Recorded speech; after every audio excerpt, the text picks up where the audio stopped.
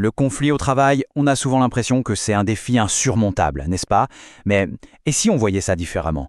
Et si on le transformait en une compétence que tout le monde peut apprendre à maîtriser? C'est une situation que beaucoup ont sans doute déjà vécue.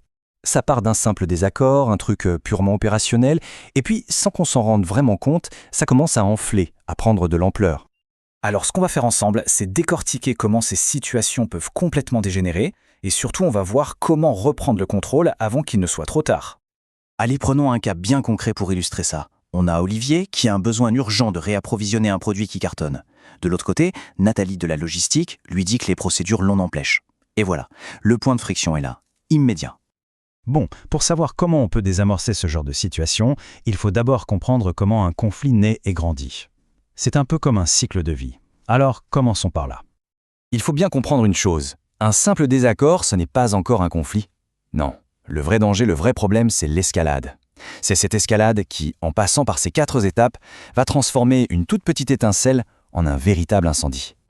Ok, donc la toute première étape pour pouvoir résoudre un conflit, c'est de poser le bon diagnostic. Un peu comme un médecin en fait. Il faut se demander, mais de quel type de conflit s'agit-il exactement ? Et là, il y a une distinction qui est absolument cruciale. Est-ce qu'on est face à un conflit organisationnel, comme celui d'Olivier et Nathalie, qui porte sur un processus sur le comment on travaille, ou bien est-ce que c'est un conflit relationnel qui touche directement aux personnes, au qui? La réponse à cette question, elle change absolument tout. Alors maintenant qu'on sait identifier le type de conflit, on va creuser un peu plus loin. Parce que souvent, le problème qu'on voit en surface n'est que la partie visible de l'iceberg. La vraie question, c'est quelle est la cause profonde, celle qui alimente vraiment le feu ? Et bien souvent, la réponse ne se trouve pas dans les procédures ou les organigrammes, mais plutôt dans la psychologie humaine.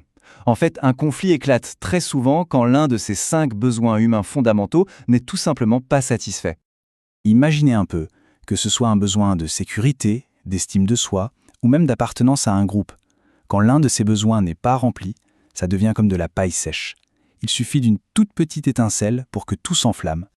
Bon, le diagnostic est posé, maintenant il est temps de passer à l'action. Mais avant de foncer tête baissée, il faut s'équiper. Concrètement, comment on se prépare pour que la conversation soit constructive et pas juste une autre dispute? C'est là qu'intervient ce qu'on pourrait appeler la mallette du diplomate. D'abord, et c'est la base, apprendre à gérer ses propres émotions pour ne pas réagir à chaud. Ensuite, développer de l'empathie, essayer de se mettre vraiment à la place de l'autre. Il y a aussi l'assertivité, savoir exprimer ses propres besoins, mais avec clarté et respect. Et enfin, l'écoute active. Écouter pour comprendre, pas juste pour préparer sa réponse.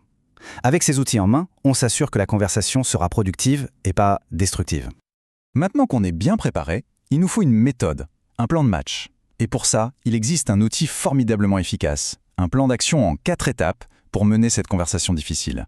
C'est la méthode DESC.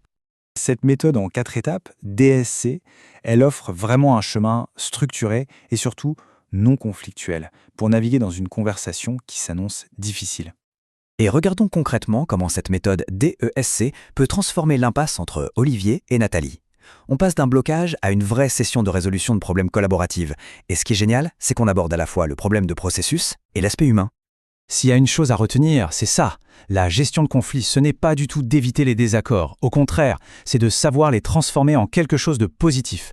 C'est une vraie compétence qui s'apprend et qui a le pouvoir, au final, de renforcer les relations et d'améliorer l'environnement de travail pour tout le monde. Et pourquoi est-ce si important de maîtriser ça ? Tout simplement parce que le coût d'un conflit qui n'est pas géré, il est juste énorme, stupéfiant même. Ça ronge la productivité, ça épuise complètement les managers et ça finit par pousser les meilleurs talents à claquer la porte. Au final, chaque désaccord, c'est comme un carrefour, une bifurcation. Est-ce qu'on le laisse dégénérer en un problème coûteux et douloureux, ou est-ce qu'on s'en sert comme d'un catalyseur, d'une occasion pour progresser ensemble ? Le choix, il nous appartient.